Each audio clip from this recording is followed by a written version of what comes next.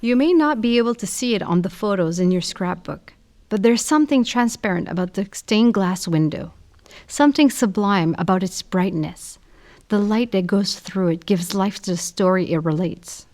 And each panel of every window relates to the life of Jesus, the adoration of the Magi, the baptism, the Sermon on the Mount, the wedding feast at Cana, the multiplication of loaves. The rose window, the central medallion, features a triumphant Christ on the cross. While the outer medallions are evocation of the Old Testament as a symbolic mirror of the new one.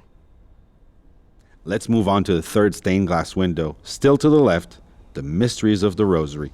The blues of the rose window are remarkable. The artist, Jan Tillmans, drew inspiration from the stained glass windows inside of the Cathedral of Chartres, which date back to the Middle Ages.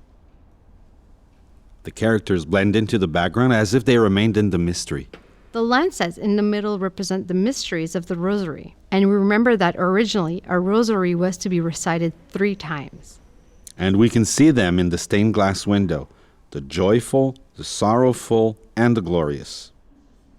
The side lancet depicts some of the instruments of the Passion, while the outer medallions feature 6 characters from the Old Testament. King Solomon with an angel, the high priest Aaron, Queen Esther and her acolyte angel, King David, Judith, who liberated her people from Nebuchadnezzar, king of Babylon, and finally, Moses and the burning bush. For Father Tillmans, the artist, each character evokes an aspect of Mary's personality: wisdom, mother of Jesus, mediation, mercifulness, protectiveness, and immaculateness. If you look at the top of the choir, there's a stained glass window that evokes the prodigy of the eyes. We see Our Lady of the Cape looking up towards the pilgrims, as in the story we tell on the Miracles cassette. It's really the image I have in mind when people speak about Our Lady of the Cape. That's how Mary is. And let's recall that it was one of the shrine's 2 foundational events. 8 angels can be seen in the medallions on each side. And I noticed that some are holding musical instruments: a lute and a double trumpet. I learned that the angels we see are not an accurate representation. What do you mean? Well, in the past, angels were terrifying. The ones we see here are all nice and lovely with broad smiles. In the popular imagination of yesteryear, they were horrible and frightening. I noticed that to the left in the northern apsidial, Absidial? the small rounded shape behind the choir, are 5 stained glass windows dedicated to the Eucharist. In it, we can see the prophet Elijah receiving bread from the angels and Christ appearing to disciples on the road to Emmaus.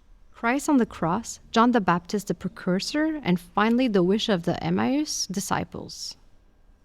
And now to the right, in the southern apsidial, are 5 stained glass windows dedicated to the missionary oblates of Mary Immaculate. Those who serve the shrine, the image of Mary Immaculate with 12 stars. Wow, oh wow. It really is very luminous. Here's an anecdote. The Oblate Madonna is also the statue of the Virgin Mary, which is in the chapel of the Oblates' General House in Rome. It comes from a church in Aix-en-Provence. We can also see a stained glass window by Eugène de Mazenod. He was the founder of the missionaries. We mention him in the characters cassette. Finally, the last 2. The congregation's coat of arms, and an angel with a trumpet and an angel with a cross. I learned that in 1633, the cross we see here, well, it was lengthened. Huh? Really? Yes, indeed. Crosses used to be shaped like plus signs. And you can see the pluses everywhere on the different columns. For my part, I learned that in 1633, the colors of fabric were changed according to the events of the ecclesiastical calendar. Oh, I didn't know that. During the Advent and Lent, purple colors fabric were used. White is for Christmas and Easter, while red is used during Pentecost. And I imagine that green is used in ordinary times. That's right. But now we're going to take a little break, Grandma. Just the time needed to get to the south side.